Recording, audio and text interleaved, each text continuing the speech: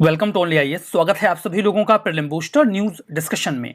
आज 16 जून 2022 है, तो आइए देख लेते हैं कि ऐसे कौन से इंपॉर्टेंट आर्टिकल्स हैं जो आज हमें कवर करने हैं। आगे बढ़ने से पहले कुछ जानकारियां हैं, जैसे कि जानकारी है प्रारंभ 2 के बारे में। ये आपका यूपीएससी फाउंडेशन कोर्स है 2023 के लिए, जो कि ऑफलाइन और ऑनलाइन दोनों ही मोड्स में अवेलेबल है। ऑफलाइन मोड में जो सीट्स हैं वो लिमिटेड हैं और राजेंद्र नगर में सेंटर है जहां पर आके अपनी क्लासेस आप ऑफलाइन मोड में अवेल कर पाएंगे। तो आप जल्दी ऑफलाइन मोड में इनरोल करना चाहते हैं तो कर सकते हैं। हिंदी और इंग्लिश मीडियम दोनों ही मीडियम्स में अवेलेबल है। आपको कोई जानकारी चाहिए तो इस नंबर पे कांटेक्ट कर सकते हैं। फर्दर हमारी अगली जानकारी पीएसआईआर के बारे में है। मींस आंसर राइटिंग प्रोग्राम आप अवेल कर सकते हैं 2022 के लिए, जहां पर आपको 5 क्वेश्चन डेली सॉल्व करने होंगे 1 घंटे में। 8 फुल लेंथ टेस्ट होंगे।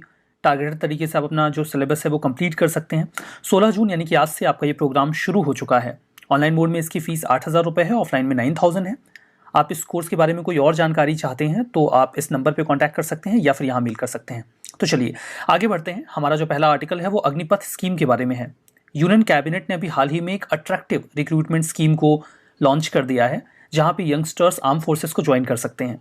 बहुत सारे ऐसे लोग होते हैं जो आर्म फोर्सेस में जाना तो चाहते हैं नेशन को सर्व करने के लिए, एडवेंचर के पर्पज से, लेकिन वो बहुत लंबे समय तक आर्म फोर्सेस में नहीं रहना चाहते। वो एक सर्टेन टाइम पीरियड तक वहाँ पे जाके सर्व करके फिर अपनी लाइफ में वापस आ जाना चाहते हैं। ऐसे लोगों के लिए एक बहुत ही अच्छा मौका है ये अग्निपथ स्कीम। इसमें जो स्कीम है इसे अग्निपथ नाम दिया गया है और जो लोग इसमें सेलेक्ट होंगे उन्हें अग्निवीर कहा जाएगा। ये pan India short term service youth recruitment scheme है आर्म फोर्सेस के लिए, जिसमें जो लोग भी रिक्रूट किए जाएंगे वो 4 साल के लिए रिक्रूट होंगे। 4 साल तक आपको आर्म फोर्सेस को अपनी सर्विसेज देनी है, नेवी को, एयरफोर्स को या फिर नेवी को। जो स्कीम है उसे यंगस्टर्स की आर्म फोर्सेस में यूथफुल प्रोफाइल को मेंटेन करने के लिए तैयार किया गया है। की फीचर्स हैं स्कीम के, इसमें 45,000 से 50,000 अग्निवीर्स को हर साल रिक्रूट किया जाएगा। उनकी अपनी एक अलग रैंक होगी। अभी जो एग्जिस्टिंग रैंक्स हैं आर्म फोर्सेस में उससे थोड़ा अलग। 4 साल जब अपना ये कंप्लीट कर लेंगे अग्निवीर, तो इनको अपॉर्चुनिटी ऑफर की जाएगी कि वापस से फॉर्म फिल कर सकते हैं परमानेंट एनरोलमेंट के लिए। जितनी भी यूनिट्स होंगी सब में से 25% लोगों को परमानेंट तौर पे नियुक्त किया जाएगा। मतलब सभी लोग तो नहीं हो पाएंगे, लेकिन 25% लोग परमानेंट सर्विसेज भी दे पाएंगे आर्म फोर्सेस को। कोई भी व्यक्ति जो 17.5 साल से लेकर 21 साल के बीच का है वो इस स्कीम के लिए खुद को अप्लाई कर सकता है।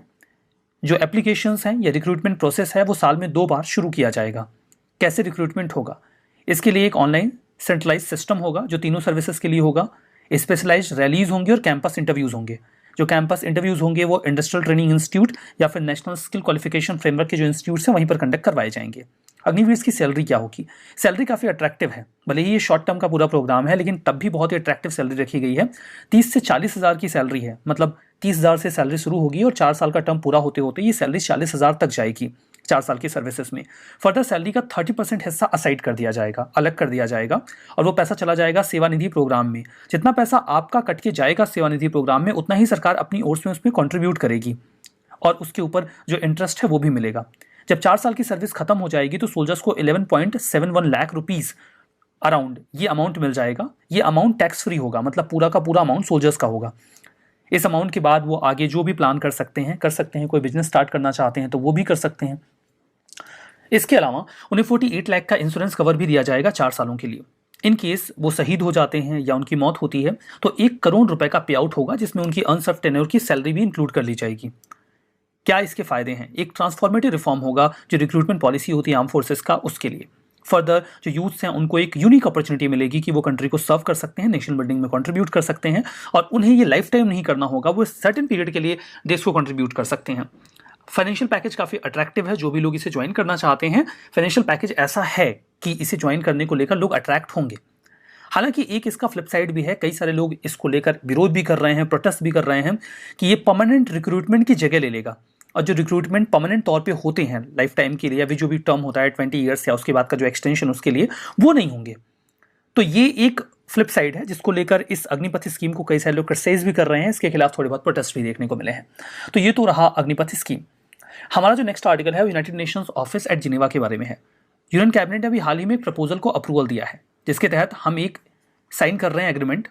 साइन करते वक्त 2 पार्टीज इन्वॉल्व हैं। एक ओर तो गवर्नमेंट ऑफ इंडिया है, दूसरी ओर यूनाइटेड नेशंस है। ये एग्रीमेंट क्यों साइन हो रहा है? ये एग्रीमेंट साइन हो रहा है वे फाइंडिंग एप्लीकेशन के लिए। वे फाइंडिंग एप्लीकेशन एक एप्लीकेशन होगा जिसके माध्यम से हम रास्ता पता कर सकते हैं। ये एप्लीकेशन कौन बनाएगा? हम बनाएंगे। किसके लिए बनाएंगे? यूएन के लिए बनाएंगे। रास्ता कहाँ का पता किया जाएगा इसके जरिए हम रास्ता पता करेंगे पैलेस डेस नेशंस का। यूनाइटेड स्टेट्स का ऑफिस है ये जिनेवा में, यूएनओजी का ऑफिस है। ऑफिस में देखिए 5 बिल्डिंग्स हैं, 5 बिल्डिंग्स में कई सारे फ्लोर्स हैं। जब कोई डेलीगेशन वहां पे जाता है अलग अलग देशों का, तो इतनी कंफ्यूजन हो जाती है, पता नहीं चलता किसको जाना कहाँ है। आप अपार्टमेंट बिल्डिंग्स में गए होंगे, वहां कितनी सारी बिल्डिंग्स होती हैं, कितने सारे फ्लोर्स होते हैं, आप खुद कंफ्यूज हो जाते हैं। कंफ्यूजन ना हो उसके लिए प्रॉपर ब्लॉक्स डिवाइड किए जाते हैं, उनके फ्लोर्स डिवाइड किए जाते हैं, लेकिन उसके बाद भी आपके लिए किसी स्पेसिफिक लोकेशन पे जाना मुश्किल होता है। आपको किसी से पूछना पड़ जाता है, लोकेशन लेनी पड़ जाती है, गाइडेंस लेना पड़ जाता है। वैसे ही जब इस ऑफिस में डिग्निटरीज जाते हैं तो उन्हें लोकेशंस को खोजने में काफी दिक्कत होती है। ऐसी दिक्कत ना हो इसी के लिए इंडिया एक एप्लीकेशन डेवलप करेगा। जो लोकेशन है यूएनओजी की, ये पैलेस डेस नेशंस में है, स्विट्जरलैंड के जिनेवा में। पर्पस यही है, देखिए ये रिप्रेजेंटेटिव ऑफिस की तरह काम करता है, सेक्रेटरी जनरल जो जिनेवा का है उसके लिए। ये बिगेस्ट डिपार्टमेंट है न्यूयॉर्क में, जो यूनाइटेड नेशन सेक्रेटेरिएट है उसके बाहर ये बिगेस्ट डिपार्टमेंट है, जहां पे इतनी सारी बिल्डिंग्स या फ्लोर्स हैं। तो 5 बिल्डिंग्स में टोटल 21 फ्लोर्स हैं। बहुत बड़ी संख्या में जब डेलीगेट्स विजिट करते हैं मीटिंग्स या कन्वेंशंस के लिए, तो लोकेशंस पे पहुंचना मुश्किल होता है बिल्डिंग्स की कॉम्प्लेक्सिटी की वजह से और बहुत बड़े पार्टिसिपेशन की वजह से भी। तो इसके बाद अगर हम एक एप्लीकेशन डेवलप कर लेते हैं तो किसी भी व्यक्ति को सही लोकेशन पे पहुंचने में आसानी होगी। इंडिया ने इस प्रोजेक्ट को लिया है, जिसके तहत हम एक वे फाइंडिंग एप्लीकेशन डेवलप करेंगे। ये यूएनओजी का जो प्रीमाइस है उसमें नेविगेशन को फैसिलिटेट करेगा। ये यूजर्स को एनेबल करेगा कि वो रास्ता आसानी से ढूंढ लें। 21 फ्लोर्स में ये एंड्रॉइड और iOS दोनों पे वर्क करेगा। इसे इंडिया की ओर से डेवलप करेगा CDOT यानी कि centre for development of telematics. हमारा next article Maya technique of maze fortification के बारे में है। अभी हाल ही में एक स्टडी आई है जिसमें यह पाया गया कि माया सिविलाइजेशन के जो लोग थे वो मेज का फोर्टिफिकेशन करते थे। फोर्टिफिकेशन आज मॉडर्निटी में हम करते हैं, राइस का करते हैं और भी कई सारे ग्रेन्स का करते हैं, लेकिन ये फोर्टिफिकेशन की प्रक्रिया मायन सिविलाइजेशन में भी होती थी। ये एक केमिकल प्रोसेस था। इस केमिकल प्रोसेस को नाम दिया गया था निक्स्टामलाइजेशन। निक्स्टामलाइजेशन की वजह से ही जो मेज है उसका बहुत ज़्यादा इस्तेमाल होता था मायन सिविलाइजेशन में और आसपास के रीजन में भी। फर्दर ये भी देखा गया कि वो अपने घरों में इंडोर टॉयलेट्स भी बनाते थे, जहां पर वो जो लाइमस्टोन बेडरॉक होता था उसको डक करके पिट्स यानी कि गड्ढे बनाते थे। और ये जो काम है ये युकातन जो पेनिनसुला है मेसो अमेरिका का, वहां पे काफी प्रचलित था। यहाँ पे कुछ की टर्म्स आए हैं, मैं एक्सप्लेन कर देता हूँ। मेसो अमेरिका एक हिस्टोरिकल रीजन था, या फिर आप कह सकते हो कल्चरल रीजन। एक तो होता है ज्योग्राफिकल रीजन, ये हिस्टोरिकल या फिर कल्चरल रीजन था, जिसमें जो नॉर्थ अमेरिका है उसका सदर्न पार्ट था और सेंट्रल अमेरिका का एक हिस्सा था। तो नॉर्थ अमेरिका के सदर्न पार्ट में मैक्सिको आ जाता था। इसके अलावा कई सारे और देश थे जो मेसो अमेरिका रीजन में आते थे। सेंट्रल अमेरिका का एक बहुत बड़ा हिस्सा मेसो अमेरिका में आ जाता था। तो मेसो अमेरिका का जो ये पूरा रीजन था, यहीं पर मायन सिविलाइजेशन डेवलप हुई थी। जो मायन सिविलाइजेशन थी वो शुरू होती है युकातन पेनिनसुला से। युकातन पेनिनसुला क्या है? देखिए ये मैक्सिको है, ये सेंट्रल अमेरिका है और यहाँ पर ये पेनिनसुला आपको दिख रहा है जो येलो कलर में भी है, जो 3 ओर से पानी से घिरा हुआ है, यही है युकातन पेनिनसुला। तो यहीं से जो मायन सिविलाइजेशन है उसकी शुरुआत होती है। इसके बाद ये मेसो अमेरिका के अन्य रीजन्स में भी फैल जाता है। तो ये जो पेनिनसुला है ये युकातन पेनिनसुला है, ये जो पूरा एरिया है ये मेसो अमेरिकन रीजन है और यहीं पर मायन सिविलाइजेशन शुरू होती है। माया सिविलाइजेशन वर्तमान के कई सारे देशों में फैली हुई थी। अगर आप वर्तमान की लोकेशन में देखेंगे, जैसे कि ये मैक्सिको में थी, इसके अलावा बेलीज, गुआटेमाला, होंडुरास और कुछ हिस्सा इसका एल सल्वाडोर तक भी गया हुआ था। तो ये वर्तमान के देश हैं जहां तक मायन सिविलाइजेशन फैली हुई थी और यही लोग निक्स्टामलाइजेशन की तकनीक का इस्तेमाल करते थे जो मेज है उसके फोर्टिफिकेशन के लिए। मायन सिविलाइजेशन मेसो अमेरिकन सिविलाइजेशन थी, युकातन पेनिनसुला से शुरू होती है, ये मैं आपको बता चुका हूं। ये सदर्न मैक्सिको, गुआटेमाला, बेलीज, वेस्टर्न पोर्शन जो होंडुरास और एल सल्वाडोर का है वहां तक फैला हुआ था। लोकेशंस आप मैप में भी देख पा रहे हैं। इसके अलावा देखिए जो सिविलाइजेशन है इसे मॉन्यूमेंटल आर्किटेक्चर्स के लिए जाना जाता है। बहुत खूबसूरत आर्किटेक्चर्स इन्होंने बनाए। फर्दर मैथमेटिक्स और एस्ट्रोनॉमी इनकी बहुत ज़्यादा डेवलप थी। ये जो सिविलाइजेशन है ये 600 से 800 AD के बीच में बहुत ज़्यादा फ्लरिश हुई। फर्दर 800 से 950 AD के बीच में, इन 150 सालों में इसका डिमाइज शुरू हुआ। ये सिविलाइजेशन जो शहरों में थी, लोगों ने शहरों को छोड़ना शुरू कर दिया। अभी भी कई तरीके की थियरीज आती हैं कि आखिर ऐसा हुआ क्यों। धीमे धीमे ये क्लासिक माया सिविलाइजेशन कोलैप्स कर गई। बात करते हैं निक्स्टामलाइजेशन टेक्निक के बारे में जो मायाज इस्तेमाल करते थे। निक्स्टामलाइजेशन एक ऐसी तकनीक है, एक ऐसी प्रक्रिया है जिसके माध्यम से वो मेज का फोर्टिफिकेशन करते थे। इसमें होता क्या था कि मेज यानी कि मक्के के जो दाने होते हैं उन्हें पहले भिगोया जाता था और उसके बाद उन्हें उबाल दिया जाता था। उबालने के बाद उन्हें एक अल्कलाइन सोल्यूशन में डुबोया जाता था, जिसके बाद वो ज़्यादा प्लेटेबल यानी कि स्वादिष्ट हो जाता था, न्यूट्रिशियस हो जाता था और नॉन टॉक्सिक हो जाता था। अक्सर इसमें देखिए कुछ कई तरीके के फंगस आ जाते हैं जो मेज को खराब कर देते हैं, तो इससे नुकसान होता है। देखिए जो निक्स्टामलाइजेशन है ये 2 शब्दों से मिलकर बना है, दैट इज नेक्स्टली। जो नेक्स्टली है इसका मतलब होता है ऐश यानी कि राख, और इसके अलावा है तामली। तामली का मतलब होता है गुथा हुआ आटा, ठीक है। तो एक्चुअली में इसे शोक कर लेने के बाद और कुक कर लेने के बाद फिर गूंथ के नए ग्रेन्स तैयार कर लिए जाते थे। तो निक्सटमाइजेशन की जो तकनीक है, इससे जो ग्रेन्स होते थे वो ज़्यादा न्यूट्रिशियस हो जाते थे। जो मेज है वो प्राइमरी क्रॉप हुआ करती थी अमेरिकाज में, इसे कल्टीवेट किया जाता था, बहुत लंबे समय से कल्टीवेट किया जा रहा है, लेकिन निक्सटमाइजेशन की वजह से ही ये काफ़ी रीजन में फैल जाती है। इसमें जो मेज है, देखिए जो प्रोसेस होता था, इसमें अमीनो एसिड, कैल्शियम और विटामिन B2 से इनरिच कर दिया जाता था इस पूरे मेज को, जिससे ह्यूमन बॉडी की जो नीड होती है वो पूरी हो जाती थी। सर्टेन जो माइकोटॉक्सिन्स होते हैं जो फंगी से आ जाते हैं, वो भी इससे निकल जाते थे, तो हेल्दी हो जाता था पूरा जो मेज है। फर्दर अगर ये ट्रीटमेंट ना किया जाता निक्सटमाइजेशन का, तो उस समय के लोगों में कई तरह की बीमारियां हो सकती थी, जैसे कि पेलाग्रा जो विटामिन B2 की डेफिशिएंसी से होता है, कैल्शियम डेफिशिएंसी या माइकोटॉक्सिन पॉइजनिंग, ये प्रॉब्लम हो सकती थी। लेकिन ये जो फोर्टिफिकेशन था निक्सटमाइजेशन का, ये इन सब चीज़ों से बचा लेता था। तो ये आपने समझ लिया। हमारा next article air quality life index के बारे में है। इन्वायरमेंट को लेकर हम सचेत होते नहीं हैं जब तक हमें यह समझ में ना आए कि इससे हमारी जान खतरे में है। एयर क्वालिटी लाइफ इंडेक्स यही बताता है कि जो एयर पोल्यूशन है वो कैसी हमारी जान को खतरा पैदा कर रहा है। इसे प्रोड्यूस किया जाता है एनर्जी पॉलिसी इंस्टीट्यूट के द्वारा, जो यूनिवर्सिटी ऑफ शिकागो में है, एपिक के द्वारा।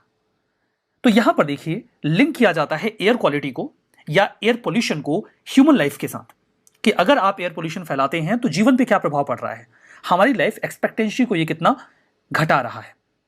इसके माध्यम से जो पॉलिसी मेकर्स हैं वो डिसाइड कर सकते हैं कि उन्हें कौन से कदम उठाने हैं, जो कदम अभी तक उठाए गए हैं वो कितने कारगर हैं, और कौन से ऐसे कदम और उठा के वो लोगों की लाइफ एक्सपेक्टेंसी या जीवन को बढ़ा सकते हैं।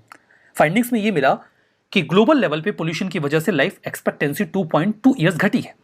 अगर लोग 60 साल जीने वाले थे तो अब वो 57.8 ईयर्स ही जिएंगे। ये सिचुएशन इंडिया में ज्यादा खराब है। अगर आप कंपैरिजन करें तो देखिए, कुछ और कंपैरिजन यहां पे दिया गया है, इंडिया पे पहुंचेंगे, पहले वो देखिए।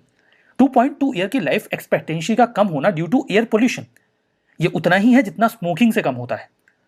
अल्कोहल यूज से जो लाइफ एक्सपेक्टेंसी कम होती है, ये उसका 3 गुना ज्यादा है, अल्कोहल यूज और अनसेफ वाटर के। HIV एड्स से जो खतरा होता है जान को, लाइफ एक्सपेक्टेंसी जितनी उससे कम होती है, ये उसका 6 गुना ज्यादा है। और कॉन्फ्लिक्ट और टेररिज्म में जो जाने जाती हैं लाइफ एक्सपेक्टेंसी, उससे जो कम होती है उसका 89 टाइम्स ज्यादा है। मतलब एयर पोल्यूशन कम खतरनाक नहीं है। इंडिया की बात करें तो इंडिया की सिचुएशन बहुत ज्यादा खराब है। एयर पोल्यूशन यहाँ पे काफी सीवियर है।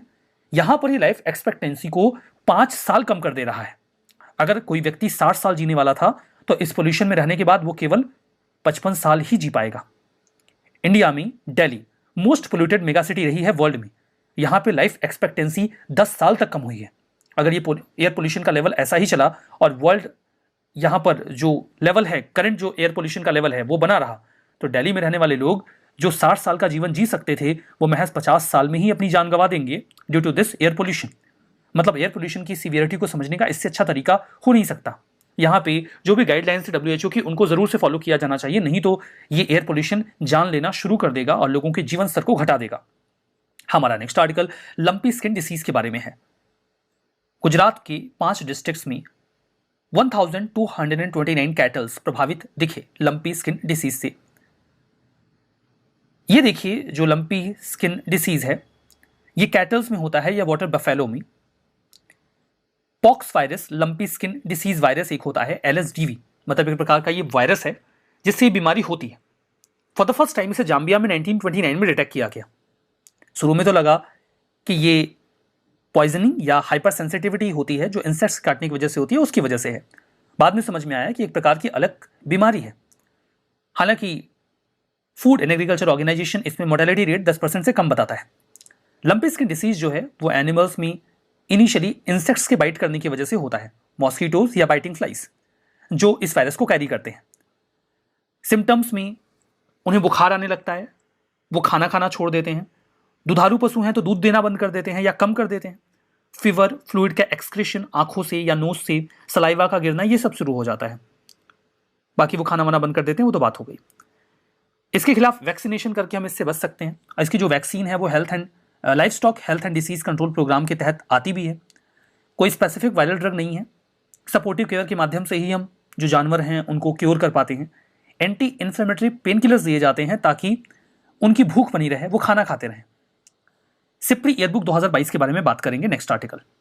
Stockholm International Peace Research Institute, जिसे शॉर्ट में आप सिप्री बोलते हो, उन्होंने अपना ईयरबुक 2022 निकाला है, जहां पे ये दुनिया भर में आर्मामेंट, डिसआर्मामेंट और इंटरनेशनल सिक्योरिटी को एसेस करते हैं।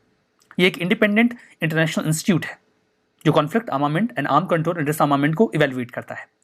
इसे 1966 में स्टॉकहोम में स्टैब्लिश किया गया। ये डेटा एनालिसिस रिकमेंडेशंस देता है। ये सभी रिकमेंडेशंस ओपन सोर्सेस पर बेस्ड होती हैं और ये recommendations policy makers, researchers, media और इंटरेस्टेड लोगों के लिए होती हैं। हाइलाइट्स में क्या निकल के आया?